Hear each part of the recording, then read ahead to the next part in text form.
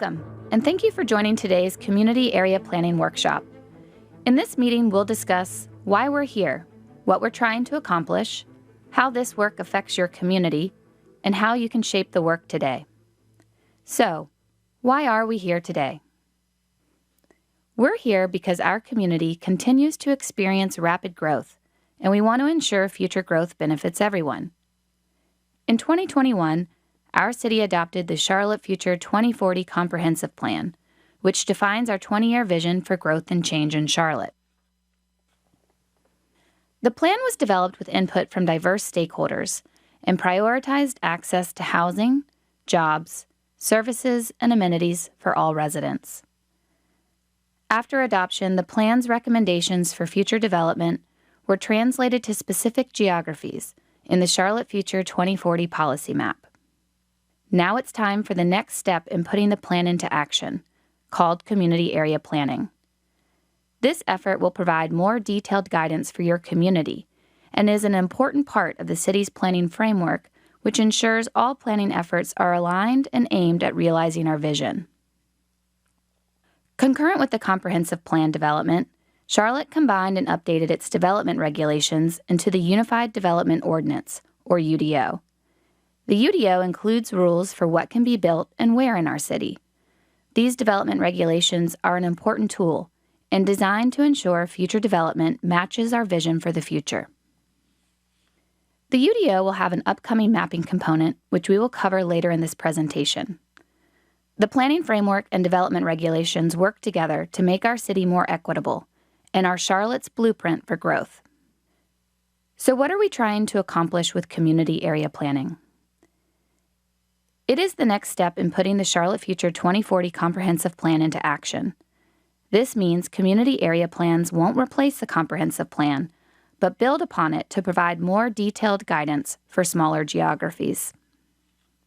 This effort will use larger planning boundaries to facilitate conversations among neighborhoods and address major barriers.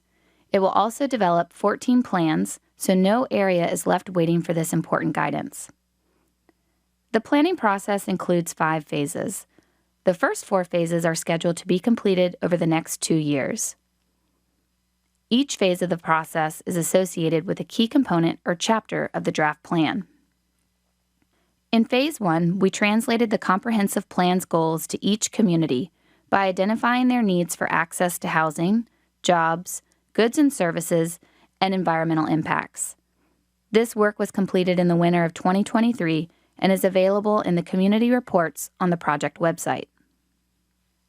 In Phase 2, which runs throughout 2023, we will ensure future development supports the community's priorities by reviewing and refining the place type designations on the 2040 policy map.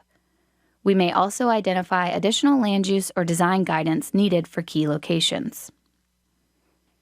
In Phase 3, which begins and runs throughout 2024, we'll work with interdepartmental partners, such as the Charlotte Department of Transportation and Housing and Neighborhood Services, to identify infrastructure projects and supportive programs that are necessary for realizing the community's vision.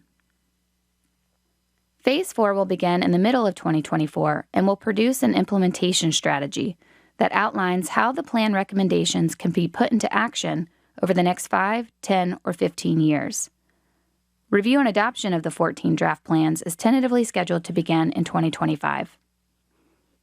The expected outcome of this multi-year effort will be 14 draft plans that are intended to be used in future decision-making processes such as rezonings and capital investments. It is important to understand what area plans can and cannot do. They inform decision-making but do not create new rules or laws. They identify needed investments but don't provide the funding for them. They may recommend a zoning change but will not rezone a property. And finally, plans are intended to guide development, not stop it. Community input is critical to the success of this planning effort. There are and will continue to be a range of in-person and online opportunities to get involved throughout the next few years. In addition to today's workshop, you can join our mailing list, check out your community's report, and help identify important assets in your area using the community workbook. If you have questions along the way, a member of our team will be at a library near you each month. To learn more about sharing your voice, please visit the project website. How will community area planning affect your community? This process builds upon the work of the Comprehensive Plan, which identified the East, Middle, and Outer geography as needing better access to amenities, employment opportunities, and housing choices. In Phase 2, we'll review the place type designations within the 2040 policy map for this geography. These designations are based on guidance from the Comprehensive Plan and significant input from the community. They were applied citywide to ensure future growth is aligned with infrastructure capacity and distributed equitably. In this process, we'll look for opportunities to refine the place type designations to provide better access to housing, jobs, and goods in your area. Next year, in Phase 3, we'll return for another round of community workshops to discuss needed infrastructure projects and supportive programs here. I've mentioned place types several times. They are a tool for organizing patterns of development.